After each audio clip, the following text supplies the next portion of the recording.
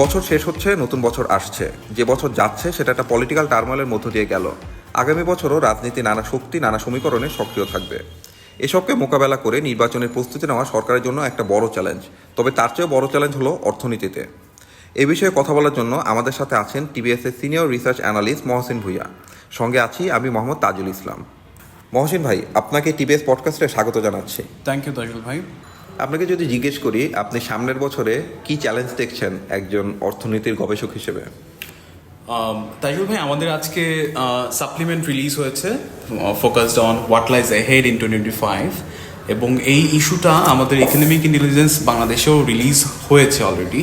এবং economic intelligence Bangladesh হচ্ছে আমাদের jointly research publication by the Business Standard and local think tank name Data Sense. এবং সেখানে আমরা দেখিয়েছি, আমরা মূল্যায়ন করেছি যে কোন কোন জিনিসগুলো চ্যালেঞ্জেস হতে পারে অর্থনীতির জন্য, বা কোন কোন জিনিসগুলো হচ্ছে আমাদের জন্য চিন্তার বিষয় হয়ে দাঁড়াতে পারে নেক্সট ইয়ার, 2025-এর জন্য। প্রথম যে জিনিসটা আমি আপনাকে অবশ্যই মেনশন করব সেটা হচ্ছে আমাদের ইনফ্লেশন রেট। ইনফ্লেশন রেট হচ্ছে আমাদের খুবই হাই, সেটা না বললেই না। আমাদের ডাবল ডিজিট হচ্ছে ইনফ্লেশন রেট এখন চলছে, সেটা 9%-এর উপরে রয়েছে সেই গত বছর 2023 সালের মার্চ মাস থেকে এখন অবধি। এবং আমি যদি ফুড ইনফ্লেশনের কথা বলি স্পেসিফিকলি, ফুড ইনফ্লেশন কিন্তু এখন 13.8%, নভেম্বর মাসের ডেটা বলছে, পিবিএসের ডেটা বলছে 13.8%। So 13.8% is huge. এবং ইনফ্লেশন, আমি কথা লম্বা করবো না ইনফ্লেশন রেট নিয়ে। ইনফ্লেশন রেট হচ্ছে আমার একটা জিনিস, যেটা হচ্ছে এমন একটা ডিজিজ ইকোনমির জন্য যেটা সবাইকে impactful, from low income group of people to business leader. So সবাইকে ইম্প্যাক্ট ফেলছে। সেকেন্ড যে জিনিসটা আমি বলবো সেটা হচ্ছে লেবার ইস্যু। লেবার ইস্যুটা খুবই দেখার জিনিস, কারণ বিভিন্ন জায়গায় দফায় দফায় হচ্ছে লেবার আনরেস্ট হচ্ছে, তাদের হাই ওয়েজ ডিমান্ড তারা করছে, কোনোভাবেই হচ্ছে সেই জিনিসগুলো সলভ হচ্ছে না। একবার তাদের ওয়েজ ডিমান্ডগুলো সলভ করার পর বা ওয়েজ ডিমান্ডগুলো রাখার পর তারা হচ্ছে আবার নতুন করে হচ্ছে তারা হায়ার ওয়েজ ডিমান্ড করছে। সো এই জিনিসগুলো দেখা উচিত, কারণ লেবার যদি আপনি ঠিক না রাখতে পারেন, আপনার প্রোডাকশন যদি আপনি ঠিক না রাখতে পারেন, তাহলে ইকোনমি কখনই আগাবে না। হ্যাঁ, থার্ড যে অপশনটা রাখবো সেটা হচ্ছে, থার্ড যে পয়েন্টটা আমি রেজ করেছি বা আমরা মেনশন করেছি সেটা হচ্ছে ব্যাংকিং সেক্টর। ব্যাংকিং সেক্টর নিয়ে কিন্তু প্রতিদিনই আমাদের রিপোর্ট হচ্ছে টিবিএস থেকে এবং অন্যান্য মিডিয়া আউটলেট থেকেও অনেক রিপোর্ট হচ্ছে যে এইখানে এই কারাপশন, ওইখানে ওই কারাপশন, এই ব্যাংকের অবস্থা এরকম। ইভেন হোয়াইট পেপার কমিটিও কিন্তু তাদের রিপোর্টে বেশ অনেকবার তারা মেনশন করেছে ব্যাংকিং সেক্টরের কারাপশন নিয়ে। হ্যাঁ, ইভেন তারা ওই জিনিসটাও মেনশন করেছে যে আমাদের ব্যাংকিং সেক্টরে 10টা ব্যাংক কিন্তু অলরেডি হচ্ছে দেউলিয়া হওয়ার মতো, ব্যাংক্রাফট হওয়ার মতো। কিন্তু তারা যদিও নামগুলো মেনশন করেনি, কিন্তু তারা কিন্তু একটা ইন্ডিকেট দিচ্ছে যে ব্যাংকিং সেক্টরের অবস্থা খুবই বাজে। বলেছিল যে technically bankrupt. Right, technically bankrupt. Fourth যে জিনিসটা আমি বলছি সেই জিনিসটা হচ্ছে gas crisis. Gas crisis is a huge thing. মানে আপনি প্রোডাকশনে যখনই যাবেন, কোনো বিজনেসে যখনই যাচ্ছেন, তখন যদি আপনার গ্যাসই না থাকছে, আপনি কিন্তু প্রোডাকশনে যেতে পারছেন। এবং প্রত্যেকটা জায়গা থেকে প্রত্যেকটা সেক্টরের বিজনেস লিডারে কিন্তু এই জিনিসটাই কিন্তু বারবার প্রোনাউন্স করছে আমরা গ্যাস পাচ্ছি না ঠিক মতো। সো গ্যাস যদি না পাই, তাহলে কিন্তু যত অপরচুনিটি আমাদের আসুক, যতই হচ্ছে আমি ভালো থাকি না কেন, উইদাউট গ্যাস আমি কিন্তু কোনো প্রোডাকশন রান করতে পারবো না। ফিফথ যে জিনিসটা বলবো সেটা হচ্ছে election, pre election activities. Tajul ভাই, আমাদের চিফ অ্যাডভাইজার কিন্তু এই মাসেই হচ্ছে অ্যানাউন্স করেছে যে নেক্সট ইলেকশন হচ্ছে আগামী বছরের শেষের দিকে অথবা 26 সালের শুরুর দিকে হতে পারে। সো প্রি ইলেকশন অ্যাক্টিভিটিস কিন্তু হিউজ থিং। আপনি প্রি ইলেকশন অ্যাক্টিভিটিস যদি ঠিকমতো ওইভাবে গভর্নেন্সের ব্যাপার থেকে বা সব সাইড থেকে যদি ওইভাবে হ্যান্ডেল যদি না করতে পারি আমরা, তাহলে কিন্তু আমাদের ইকোনমিক সেক্টরও কিন্তু ইকোনমিক সাইড থেকেও কিন্তু আমরা অনেক বেশি অ্যাফেক্টেড হব। আচ্ছা, তো এই যে চিফ অ্যাডভাইজার যে টাইমলাইনটা দিয়েছে, এই টাইমলাইনটা পাওয়ার পরে কি এই যে অনিশ্চয়তা, রাজনৈতিক অনিশ্চয়তা বিজনেসে যে আছে, সেই অনিশ্চয়তাটা কি কিছুটা কেটেছে? অবশ্যই তাজুল ভাই, আমরা যখন কথা বলেছিলাম বিজনেস লিডারের সাথে, তখন তারা বলছিল যে হ্যাঁ, টাইমলাইনটা যখন তারা শুনেছে চিফ অ্যাডভাইজারের কাছ থেকে, তখন তারা confident, they are getting confidence actually, মানে in terms of doing business. যখন ইলেকশন হবে তখন হচ্ছে পলিটিক্যাল আনসার্টিনিটিটা হচ্ছে ইজ হবে। সো আপনি যখন এই সাইডটা থেকে ইজ হচ্ছে বিজনেস লিডাররা, তখন কিছু তাদের বিজনেস স্মুথলি রান করার কথা বা রান হবার কথা, এবং এইখান থেকেই হচ্ছে তারা সেই রিলিফটা পাচ্ছে বা পেয়েছে চিফ অ্যাডভাইজারের কাছ থেকে। আচ্ছা, আপনি ইতিমধ্যে আমাদেরকে 5টা পয়েন্ট নিয়ে বলেছেন। সো এখন আসলে দেশে আর কি কি বিষয়ের উপরে আগামী বছর আমাদের নজর রাখতে হতে পারে, কোন বিষয়গুলো জনজীবনকে প্রভাবিত করবে? Right, six pressing issue is law and order. আপনি আপনি যেখানেই যান সব জায়গায় হচ্ছে বলছে যে রাস্তাঘাটে প্রচুর ছিনতাই বেড়েছে, রাস্তাঘাটে হচ্ছে অনেক মব হচ্ছে এবং এবং মব লিঞ্চিং হচ্ছে, এবং এই জিনিসগুলো কিন্তু মানে বাংলাদেশ আগে কখনোই এভাবে দেখেনি, যে জিনিসটা এখন ফেস করছে। যখনই আমরা বের হচ্ছি তখন হচ্ছে একটা ফিয়ার কাজ করছে যে হ্যাঁ সব কিছু ঠিকঠাক যাবে কি না, সব কিছু স্মুথলি আমি বাসা থেকে অফিস পৌঁছাতে পারবো কি না।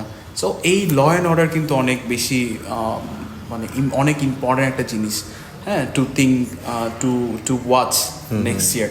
পুলিশ যদি ফুলি অ্যাক্টিভ না হয়, তাদের ফোর্স যদি ফুলি অ্যাক্টিভ না হয়, তাহলে কিন্তু কখনোই আমরা ওই ল অ্যান্ড অর্ডার ব্যাপারটা এস্টাবলিশ করতে পারবো না, এনশিওর স্টেবল হবে না।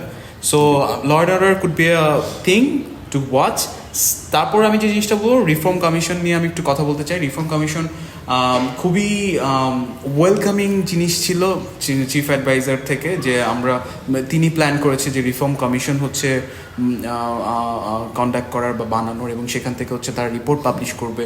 সো আমরা অনেক আশাবাদী রিফর্ম কমিশন নিয়ে, কারণ রিফর্ম কমিশন থেকে হচ্ছে আমরা জিনিসগুলো দেখতে পারবো যে কোথায় কোন প্রবলেমটা হচ্ছে আমাদের আছে, কোন কোন ডিজিজগুলো হচ্ছে need to be address right নাও।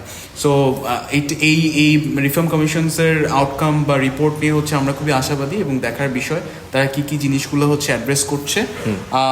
8 যে জিনিসটা আমি বলবো, 8 নম্বরে যে জিনিসটা বলছি আমি, সেই জিনিসটা হচ্ছে জব মার্কেট নিয়ে। হ্যাঁ, কারণ যখন আমার ইকোনমি শ্রিঙ্ক করছে অলরেডি, কিন্তু আমরা বিবিএস এর ডাটাই বলছে যে লাস্ট কোয়ার্টার মানে FY24 এর যে লাস্ট কোয়ার্টারটা ছিল, সেটা হচ্ছে 4th লোয়েস্ট জিডিপি গ্রোথ হয়েছে। সেটা কিন্তু খুবই কনসার্নিং পার্ট বা দেখার বিষয়, যে হ্যাঁ আমাদের জিডিপি গ্রোথ যখন লোয়েস্ট হচ্ছে বা কমে যাচ্ছে, শ্রিঙ্ক করছে, ইকোনমি শ্রিঙ্ক করা মানে কি বোঝাচ্ছে, আমার বিজনেস শ্রিঙ্ক করছে। অ্যান্ড বিজনেস শ্রিঙ্ক করা মানে কি হচ্ছে, আপনার জব অপরচুনিটি কিন্তু নতুন করে আসবে না, জব অপরচুনিটি ডেফিনেটলি ফল করবে। সো 8 নাম্বারে হচ্ছে আমি জব মানে এমপ্লয়মেন্ট নিয়ে আমি রাখছি। তারপর যে ইস্যুটা আমি রাখছি কনসার্নিং পয়েন্ট, সেটা হচ্ছে আমাদের ট্রিটমেন্টের ব্যাপারগুলো, মেডিকেল বা হেলথ কেয়ারের ব্যাপারটা, ট্রিটমেন্ট ফ্যাসিলিটিসের ব্যাপারটা। দেখেন কিছুদিন আগে হচ্ছে ইন্ডিয়া আমাদের ভিসা ব্যান করলো।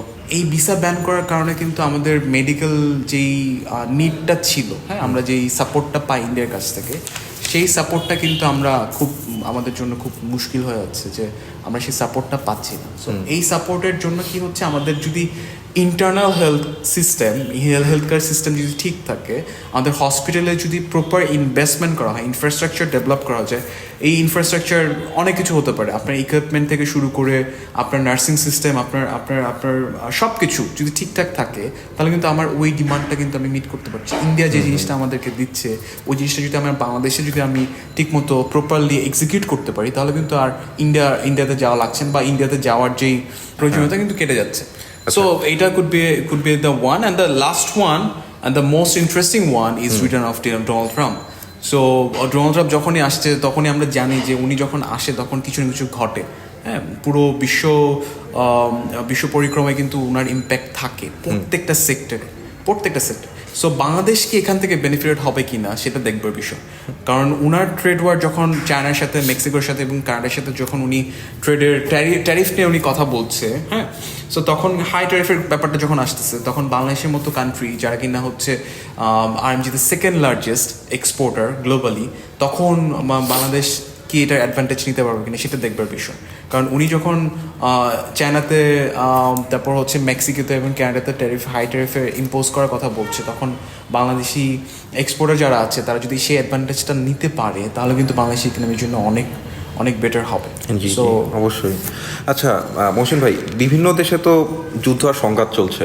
ইউক্রেনে যে যুদ্ধ হচ্ছে সেটার ফল আমরা সেই 2022 সাল থেকেই ভোগ করছি, এবং এখনো আমরা পুরোপুরি কাটিয়ে উঠতে পারিনি। তো আগামী বছরটা, এই সব দিক দিয়ে আগামী বছরটা সে কিরকম হতে পারে? এই দিক থেকে দেখেন, যখন ট্রাম্প আসার আগ থেকে কিন্তু উনি বলছিল যে উনি আসলে ওয়ার হচ্ছে আর থাকবে না, উনি বসে নেগোসিয়েশনে কথা বলবে বা ওয়ার কমে যাবে। ট্রাম্পের কিছু জিনিস হচ্ছে খুব হোপফুল, আমরা খুব হোপফুল দেখি, আবার খুব কনসার্নিং জিনিসও আছে। সে ফর এক্সাম্পল, আপনি যখন এই ওয়ারটা যদি পজ হয় বা এন্ড হয়, তাহলে কিন্তু আমরা সবাই কিন্তু বেনিফিটেড হব। কারণ বাংলাদেশের যত ফুড ইম্পোর্ট আছে, হ্যাঁ, আমরা কিন্তু ইউক্রেন থেকে হুইট থেকে শুরু করে অনেক কিছু নিয়ে আসি, ইম্পোর্ট করে নিয়ে আসি। সো আমার ইম্পোর্ট চ্যানেলটা ফ্রুটফুল হচ্ছে, ওই ইকোনমি ঠিক হচ্ছে। মিডল ইস্ট থেকে হচ্ছে আমরা অনেক কিছু মানে আমরা যে ইম্পোর্ট প্রসিজারটা হয় মিডল ইস্ট থেকে, ওই জিনিসটাও ফিক্স হচ্ছে। সো ওয়ার যদি বন্ধ হয়ে যায়, ওয়ার যদি বন্ধ করা যায়, পুরো ইকোনমি কিন্তু সুদিংলি হবে। স্পিল ওভার এফেক্ট যেটাকে বলে, যদি ওয়ার্ল্ড ইকোনমি ঠিক মতো চলে, ঠিক মতো রান করে, তাহলে বাংলাদেশি ইকোনমিও কিন্তু সেখান থেকে অ্যাডভান্টেজটা পাবে। আপনার ট্রেডের ব্যাপার থেকে শুরু করে আপনার একদম ইনফ্লেশনকে কিন্তু আপনার ইম্প্যাক্ট ফেলবে যদি ওয়ার অফ করে, বা ওয়ার যদি আপনার পজ নেয়, সিজফায়ারটা যদি হয়, যদি ওখানে আমরা ঠিক মতো ইম্পোর্ট করতে পারি, ইম্পোর্ট কস্ট যদি কমে যায় আমার কিন্তু ইনফ্লেশন এখানে কিন্তু কমবে, ডেফিনেটলি কমে যাবে। সো ওই ব্যাপারটা থেকে চিন্তা করলে যদি আমরা হোপফুল ট্রাম্প আসার কারণে, যে উনি যদি ওই নেগোসিয়েশন বা ওই জিওপলিটিক্যাল ওই অ্যাডভান্টেজটা নিতে পারে, বা অ্যাডভান্টেজটা যদি আমরা পাই, তাহলে হচ্ছে আমরা এখান থেকে হোপফুল হব। আচ্ছা, মহসিন ভাই, আপনাকে অসংখ্য ধন্যবাদ টিভিএস পডকাস্টে আসার জন্য। Thank you so much Tajul ভাই।